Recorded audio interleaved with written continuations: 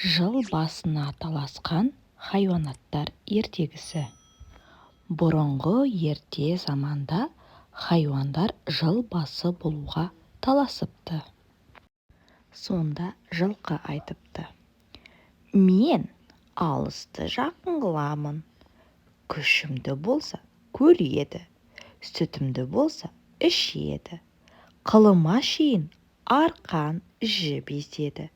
Адамға менен пайдалы мал жоқ, жыл басы мен боламын, дейді жылқы. Сонда түйе айтыпты: сен адамның жұмысын қылсаң, сұлы, шөп, асайтын тамағың үшін құл болдың. Міне, сен көтере алмайтын ауырды көтеріп, неше айшылық алыс жерлерге барамын. Аш болдым деп арпа, сұлы сұрамаймын. Көде болса көде, жусан болса жусан. Не кез келсе соны қорек етіп, табылса су ішіп, табылмаса шөлде жолға жүре беремін. Жыл басы болуға мен лайықпын, дейді түйе. Сонда сиыр: адам егін ексе, мен егеді, сүтімді ішеді, құрт май істейді, жыл басы болуға мен лайықпын, дейді сиыр. Сонда қой: мә, мен болмасам, қазақ үйін немен жабар еді? Жүнімді алып киіз басады, жабағымнан киім тігеді, арқан жіп еседі, сүтімнен құрт май алады. Шаруаға менен пайдалыларың жоқ, дейді қой.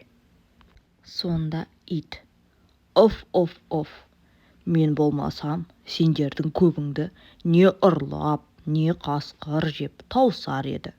Мен сендердің баршаларыңның бақташыңмын. Дұшпан көрінсе үріп, абалап, еме хабар беремін, дейді ит.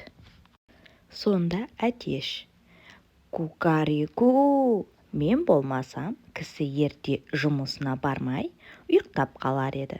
Мен таңертең тұрып, таң атты деп шақырып хабар айтамын. Кеш болса, жатар мезгіл болды деп тағы шақырамын, дейді әтеш. Тышқан не айтарын білмей тұрды да, бір түрлі қулық ойлап, жиналған көпке былай деді: бұл таластан еш нәрсе өнбес, жылды қарап тұрарлық.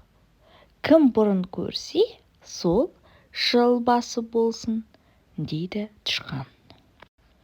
Өзгелері жыл қарап тұрғанда, түйе өзінің бойына сеніп: менен бұрын кім көреді?